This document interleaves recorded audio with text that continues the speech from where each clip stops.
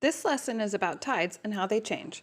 This affects surf waves because surfers need a tide that is right for each surf spot, which is usually around 1 to 2 meters. First, I'll talk about daily tidal changes. Each day there are 2 high tides and 2 low tides. This is caused by the gravity of the moon dragging one big wave across the surface of the earth. The moon's gravitational pull creates 2 high tides here, and 2 low tides here and here.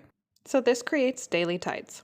The moon revolves around the earth once a month, and the sun and moon's tidal pull affect each other. When the moon and sun are perpendicular, like this is called a neap tide and has very small tidal changes because the pull of the moon and the pull of the sun almost cancel each other out, and tidal changes can be really small. This position of the moon and earth is called a spring tide and has big tidal changes. This happens because the sun and moon align and pull tides in the same direction, making the pull stronger. This alignment also happens twice a month. So surfers who understand all of this have an easier time picking the best tides and time to surf.